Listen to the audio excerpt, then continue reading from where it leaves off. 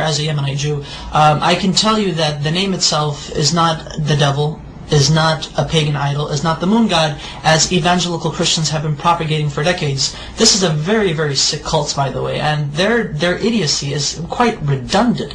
I mean, I can't even imagine if people would actually teach themselves these things and flatter themselves with these things, and at the same time claim to support Israel, when in actuality in Israel we say Allah, we say Yallah, we say these terms, these phrases are understandable to our understanding, that they are not in any way, shape or form to what they say, to what evangelical Christians say is basically the devil. No, we understand what the name Allah means, what it signifies. Take the dictionary of the Hebrew language. I take the dictionary and I actually took the name of God, which is, through etymology, is the three letters Aleph, Lamed, Veh.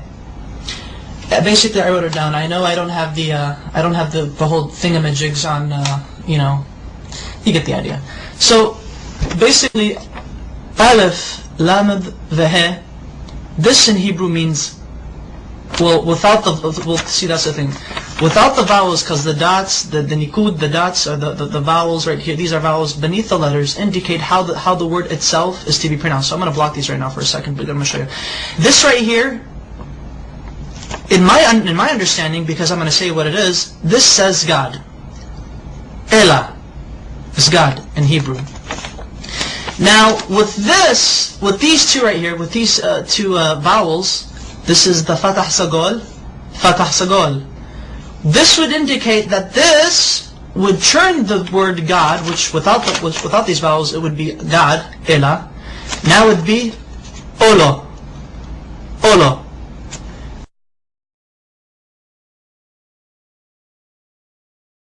Olo means a curse, an oath, or a covenant. Christian evangelicals love to use this. They like to say, but you see, Allah, with these vowels, indicates that Allah is a curse. Therefore, the Muslims are worshipping an evil God who was a curse onto humanity. These evangelical Christians, they're nutcases, they're nutbags. And I took it upon myself further to actually see how they got this idea that Allah, the Arabic name of God, is a curse, and more recently is the devil. I don't know how they do it, but they do it. Allah is not the devil. God forbid. May God even forgive me for saying such horrible things. But here's the Hebrew version of the Arabic name Allah once it is written in Hebrew. The Arabic name Allah has 4 consonants because Hebrew is like Arabic. It's almost similar. Same alphabet, same thing, just different script. This is the Arabic name of God. This is how the script is. This is what it's connected, because Arabic is a cursive language. This is the connected form, but however it is 4 letters. 1, 2, 3, and 4. I'm going to have to baby you guys into this. Now this is the name of God, Allah, in Arabic, but broken up. So that way each letter is given its position. This is Aleph, this is Lam, this is Lam, this is Ha. So Allah. Okay. Now this right here, Allah in the Arabic script, this is how it would become rendered in the Hebrew rendition.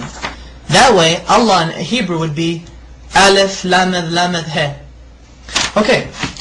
Now, how do we get this? Which this right here, this basically means curse. And the only reason why this means this curse, because of these 2 vowels. There are 7 letters in the Hebrew language that look like this, that have these 3 consonants. There are 7 Hebrew words in the Hebrew language that have these 3 consonants, and they're both the same. How do Hebrew-speaking Jewish people or non-Jewish people know? How do they differentiate? How do they know when a curse means a curse and God means God? Because this right here, without the vowels, this literally means God. This right now I'm just God. This says Elah, Elah. Now with the vowels, it means Ola, which means a curse. Look at this right here. I'm actually going to write down the proper Hebrew name of God with the correct pronunciation. This is how we know. This is how we could tell when God is God, and when the letter represents, or when the word is God, or when the word means curse. Okay. There we go. Notice the symbol, notice the vowels. This becomes A, and this dot right here, the holom, it becomes Allah. Allah. Olo, and Allah. Olo, Allah. Can you see the difference? This right here, though they have the exact same letters, Exact same letters. Everything is rendered the same thing. However, the use of vowels in the Hebrew language allows us to make distinctions between the understandings of what the words mean, what they imply. This may mean curse, but this at the same time may mean God. Okay, that's fine. In Arabic, God can also be written without using two L's. So it could actually be Alif, Lam, the He. So, Ilah, which is the exact same thing as Allah.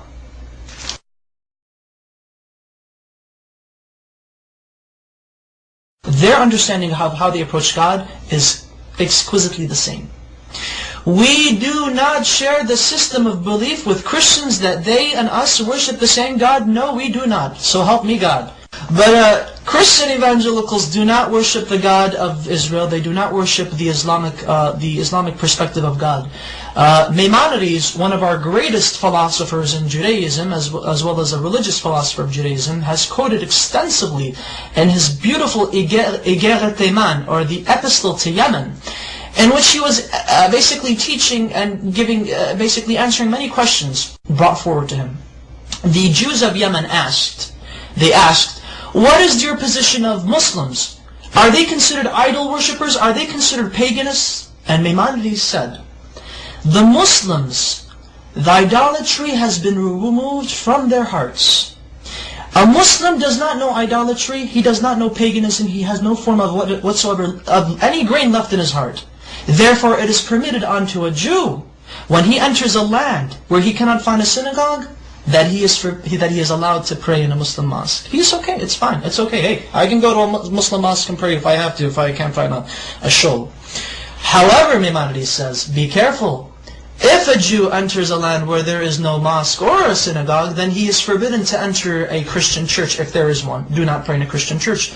And the reason why is because Christians do not worship the same God we do. They worship a pagan. They are idolaters. They are called Avodah Zarah in Hebrew, which means idol worshippers. So exquisitely said, so wonderfully stated. Oh my goodness! And you know, it's quite interesting that unfortunately there should be more Jews actually stating the facts as it is. That Muslims and Jews and Muslims, we both worship the same God. No matter what these crazy evangelical Christians are saying, they're basically nutbags. Whatever they say, they just try to come up with exceeding lies, redundant lies. The type of lies that only a child in the kindergarten could easily make up, and emphasize that Arab Christians, and this is what's also funny. And thankfully I remember this because this is what I really wanted to say. Get a load of this, Christian evangelics. I should refer to you guys as evangelics. There are actually 20 million Arab Christians in the Middle East today, as well as the United States, as well as around the world. And Arab Christians and their religious services and their Sunday services and Mass or whatever God frickin' services they have, Arab Christians refer in the Arabic Bible, the Arabic translation of the Bible, they say Allah in reference to God. Now I would like to ask these evangelicals, what say ye of these people who claim to believe in your Jesus? What say ye to them? Now are you going to go chase them and say, oh, you're worshiping the devil. The devil is Allah. Just to let you know that classical Arabic is very close to classical Hebrew, biblical Hebrew, as well as classical Aramaic. They all tend to agree, they all agree in unison that Allah, Hashem, Allah are, through etymology, which is the study of the root of words, have come to unanimous agreement that Allah is the perfect Arabic name of God, that it cannot be made into a male. Through its perfection, it cannot be made into a male gender nor a female gender. Rather, it is a neutral personification, not personification, but rather a neutral attribute to God. Such wonderful history.